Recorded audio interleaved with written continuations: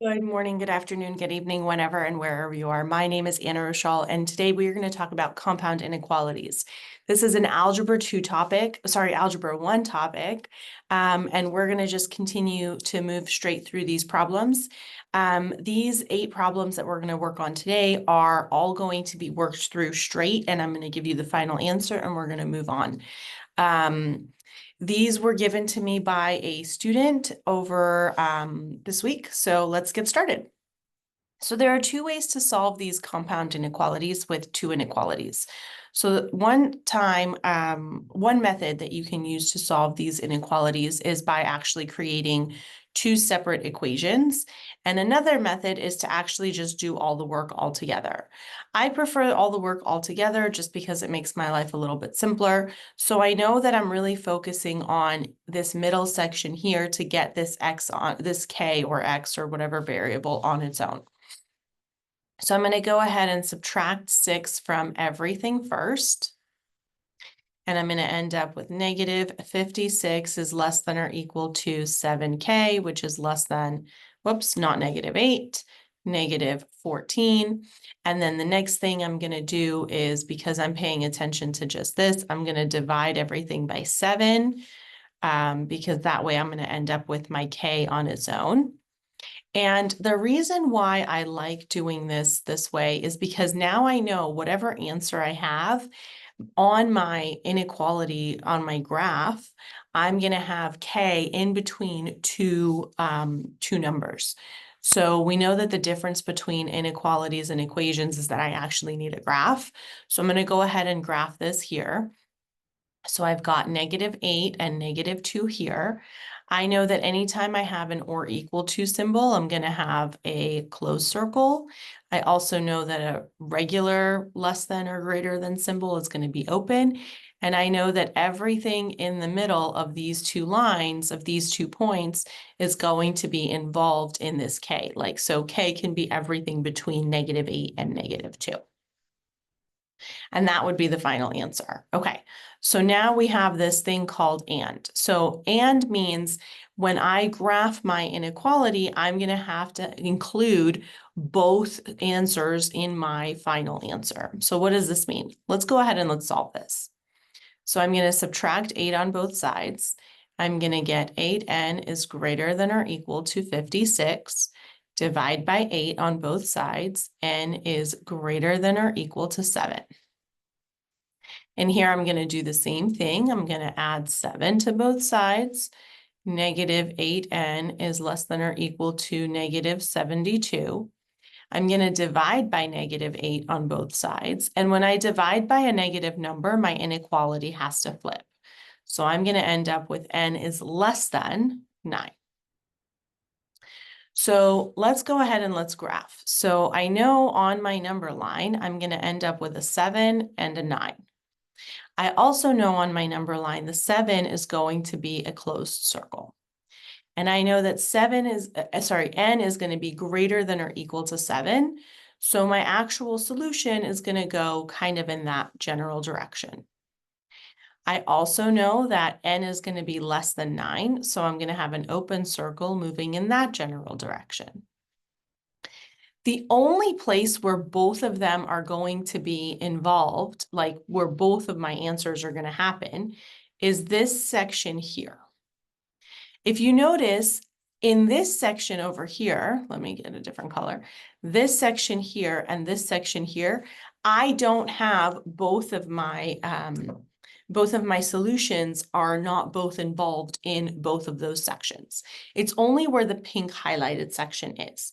So what's happening when I actually go in and do the final graph, I'm going to end up with a closed circle and an open circle, and this whole section is going to be shaded in. So just so that we have a better picture, this will be closed, this will be open, and all of this will be shaded in so that we know that our final answer is going to include both of these 2 because I have this and business happening right here. So whenever I have this and business happening here, I know I need to include both of the possible answer choices. Okay, let's go ahead. Let's take a look at this. So this one says or.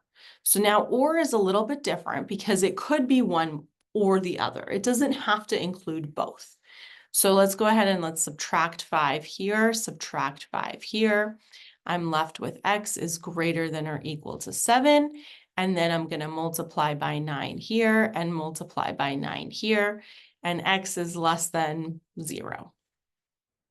So when I go in and start to graph my graph, I know I'm going to need a 0 and a 7. And I know that one of my graphs, so for example, for this one, I know it's going to be a closed circle and x is greater than or equal to 7. So all the numbers that are greater than 7 are going to move in that direction. And then here, x is less than 0. So less than has an open circle and everything that's less than is in this negative section. So in here, my solution is going to be either all of these low numbers or all of these high numbers. They don't have to connect. They don't have to be one on top of the other. Okay. The next problem that we have is also an or. Okay.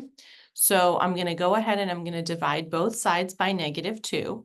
And I'm going to end up with C is greater than because I divided by negative. So I have to flip the inequality sign. And then here I'm going to multiply by 2 on both sides. These will cancel. So here, because I'm not multiplying or dividing by a negative number, but my solution is going to be negative, right? I don't think it's going to be an issue if we don't flip the inequality sign. In fact, if you do flip the inequality sign, that would be incorrect. So then again, I have an or statement here. So I have -6 and I have 5. So let's go ahead and let's take a look at what happens. So C is greater than 5. So I know greater than symbols have open circles, greater than 5. Everything greater than 5 is to the left, to the right-hand side. Then I have, excuse me, C is less than or equal to -7. So less than or equal to is going to have a shaded circle.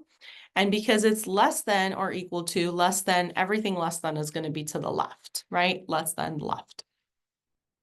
And that's it. That's going to be my final answer, again, because I don't have to have my answers overlapping like I did a couple of problems ago. All right, so let's start with this one. The first thing that we're going to do in here is we're going to actually distribute this 2 to the h and to the -2, and this -2 is going to get distributed to the 1 and to the -h. So I'm going to end up with 2h minus 4 is less than or equal to -2 plus 2h. Well, that's an interesting statement. So I'm going to go ahead, because we haven't done a problem like this yet. I'm going to subtract 2h to get the 2h's on their own, but you'll notice that these are both one positive, one negative. So all I'm left with right here is actual numbers of -4 is less than or equal to -2. Now, when I draw my number line, I'm going to change my color for a hot second right here. When I draw my number line, I know -4 is here and -2 is here. Because this is a true statement, right? Because -4 is indeed less than -2, right? So my statement is true. My solution is going to be a couple of options. You can always write all real numbers. Whoops, that's a weird looking L right there. They're still weird. Okay, all real numbers. What am I doing? Okay. Another way to write all real numbers is ARN, all real numbers. Another way to write all real numbers is a fancy pants R. Another way to write all real numbers is going from -infinity to +infinity in the parentheses. It's a different style of notation. So every single one of these options is totally acceptable. You just have to know what you're looking for, what method you're really looking for. Okay. And then the other option is when you're showing the graph, you can do like kind of like a highlight on the graph to show that everything is possible. Some teachers prefer actually having those like arrows on the side to show that it's everything, right? This is not infinitely many solutions. It's actually all real numbers is the full-blown answer for that. Okay. Let's go in and let's take a look at this. So when I look at this problem, I know I have two options. Option one is I can go ahead and distribute. Option two is I can divide by 3. So let's go ahead and let's distribute here.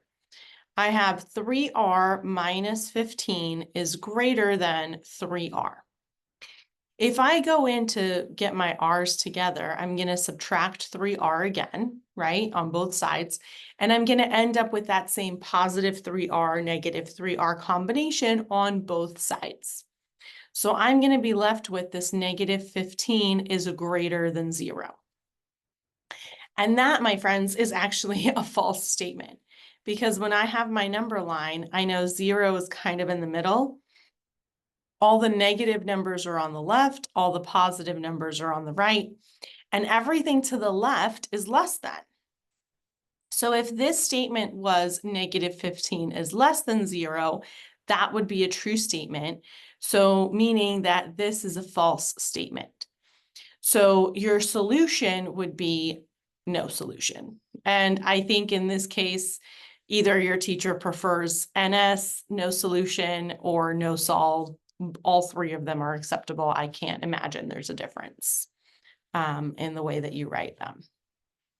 Okay, let's go ahead. Let's take a look at this one. So again, we're going to distribute here and we're going to distribute here. And hopefully we can finally have one that's not like a typical, a weird case, but I don't think that's going to be the case. So 6w minus 6 is less than or equal to 6w minus 10. Okay. So again, we're going to subtract the 6w's. We know that they're the same, so we can just get rid of them. And one thing that I've been finding with students in Algebra 1, dealing with these types of problems when there's no solution or infinitely many solutions or all real numbers or whatever the case may be, is students want to work with the numbers first and then the letters. I strongly recommend working with the letters first, especially when they're the same, because if they are the same, what's going to happen is you're just going to be left with numbers versus you've worked with the numbers and now you're working with the letters and now you're just giving yourself more math.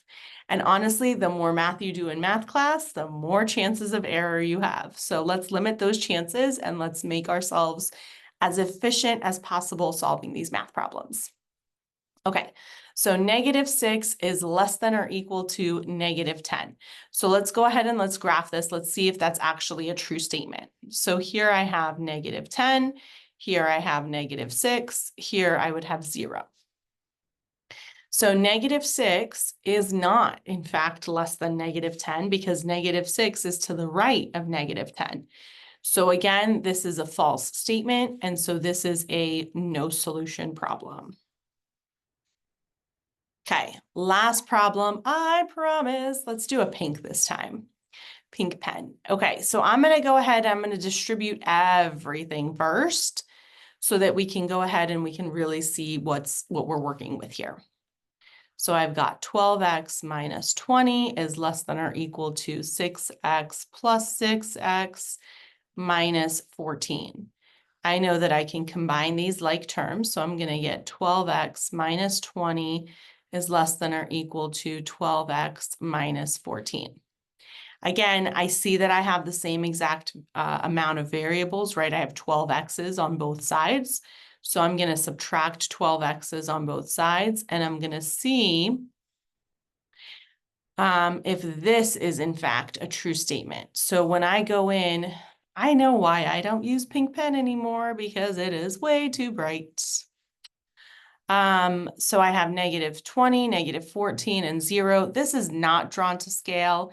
This is a distance of 6. This is a distance of 14. It looks like 6 is bigger than 14. So don't judge my drawings. We know they're absolutely perfect. Okay. Negative 20 is indeed less than negative 14 because negative 20 is to the left of negative 14. So 100%, that's exactly what we're looking at. So this is a true statement. And because it's a true statement, you can either have all real numbers, whatever, however it's written, just like I wrote it in the other problem. And then to graph this, you would just do like either a highlighter or a bold line on top of this number line. Some teachers really like these arrows. It's up to your teacher. It's up to you. I mean, I honestly could care less. Once I see that this all real numbers is the solution, I'm in a happy place. Okay, and that's it for these 8 problems on compound inequalities. As always, I'll see you in another video. Bye.